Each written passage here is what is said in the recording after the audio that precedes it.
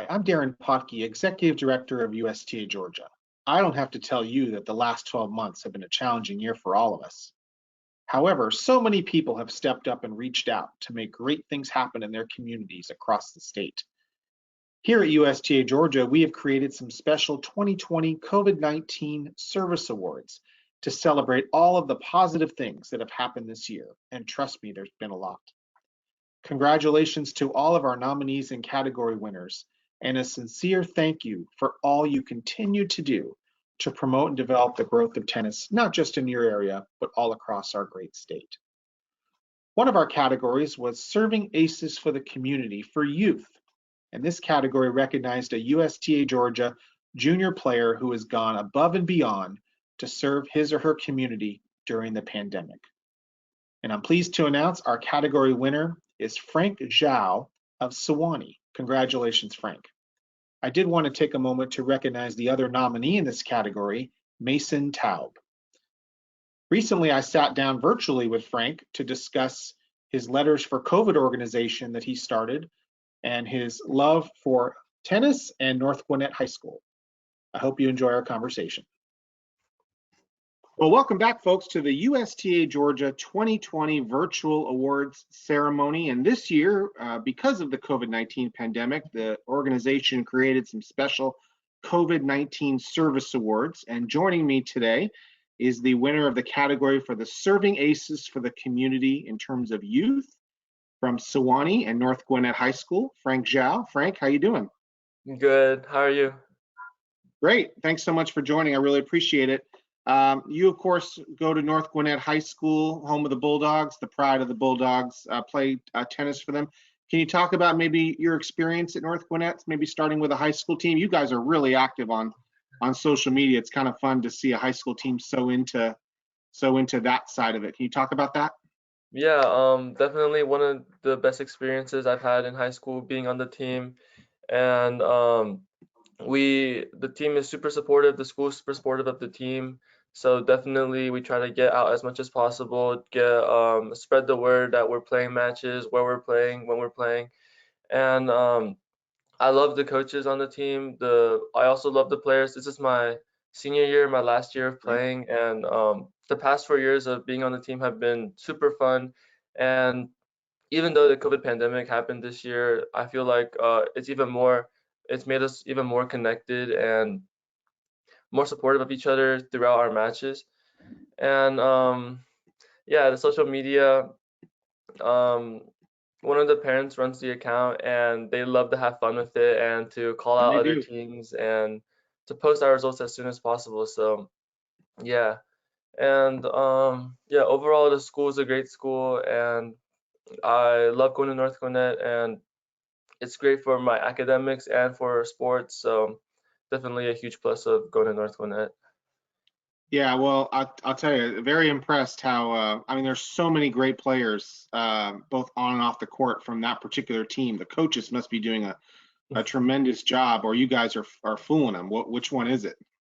Both for sure. Okay, well, that's good. Yeah. That's good. Just very impressive. Mhm.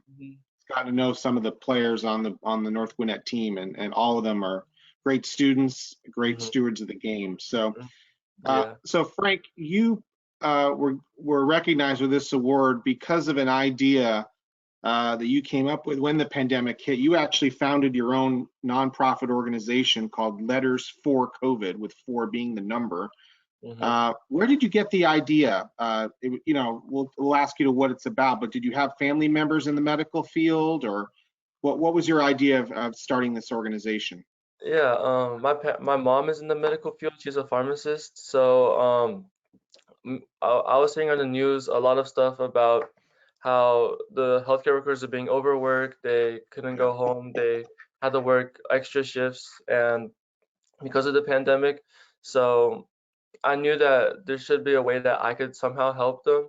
So my mom told me that things like little goodie bags, little letters to support them really helps during the day, even though it's not like a money reward or anything. It's little gesture shows that the public is really supportive of what they're doing. So definitely, I reached out to other people, my friends at school, and the adults at my school as well.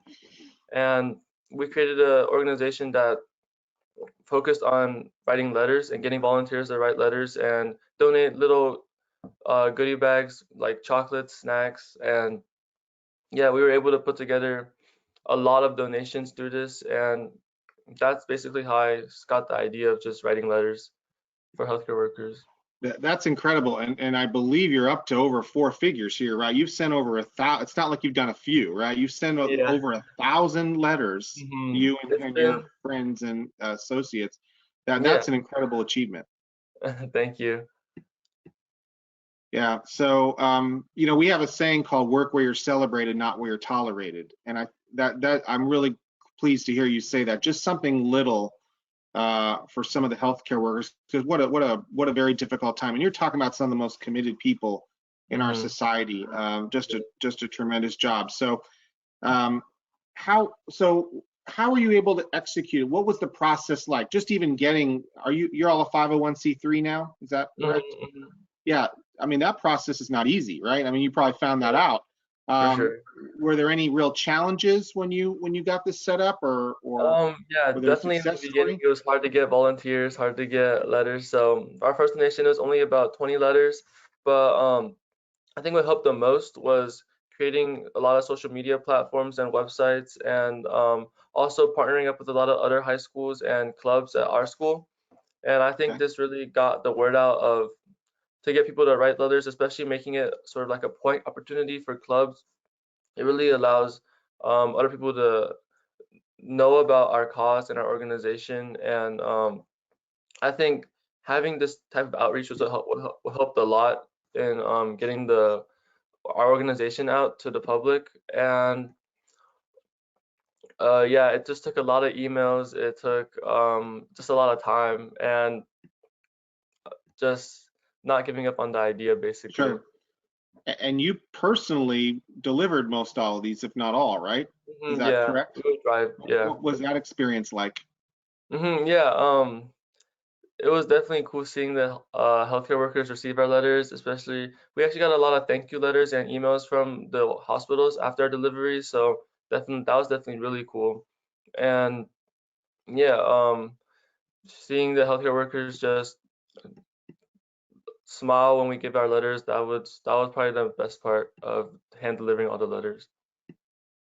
So Frank, what a tremendous job. I mean, you certainly believe in the concept of giving back. Obviously, your parents are a huge part of that, right? Instilling hmm that in you, and maybe has tennis helped you instill that value in yourself? Um, yeah, for sure. I would say tennis has helped me become a lot more social and to have a lot more connections in society. So giving back is definitely something I've learned from tennis for sure. Okay, so if people want to find out more or maybe help you here, how can they? I assume you have a website. I know you have an Instagram feed, Facebook, Twitter, whatever. So tell us how people can get more information on letters for COVID. Yeah, we have a website. It's called lettersforcovid.wixsite.com/relief. And we put up a lot of our information there, and especially how to donate letters and different things you can donate on there. So our social media is Letters for COVID on Instagram. So those are the two main ways we use to connect with other people. Yep. Great. And we'll have those links when we post this video so people can, so to make sure everybody knows it's letters and then the number 4, Yep. Exactly. COVID. So tremendous job. So any plans for 2021? Obviously you're a senior. Yeah. Uh, you're moving on to the next phase of your life and you're going to keep this going. Oh yeah, for sure. And probably gonna let my brother do some of the things also when I leave for college. Way to delegate. Yeah, so yeah, I'm looking forward to college and just finishing out my senior year strong. And yeah, we'll see what happens this year. Hopefully, we can get back to normal or mostly back to normal by the end of this year for sure. And where are we going to see you in the fall? Have you made that decision? No, not No. yet, but right now I'm looking toward Emory where I got in Great. last week. So that's definitely one of my top choices. Sure. I thought maybe because you were in Mississippi something, you're going to say, hey, I'm Uh, going to Mississippi State, but no, this is my dad's. oh, okay. Okay. Yeah. But Emory, what a fantastic school Mhm. that is, nationally recognized, and great, and great tennis as well. On the Yeah, men's side, they are still the defending national champion because we didn't have a championship last year. Yeah. So we'll see what happens this year. Well, Frank, salute you. Congratulations on not just being selfless, how we can help coming up with a concept and executing it and committing the time. So very well done. Thanks for joining us today. Thank you so much.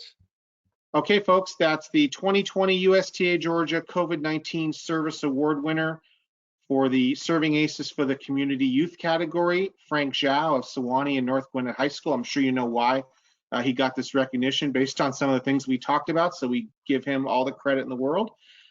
Thank you so much for joining. We'll see you next time. Take care.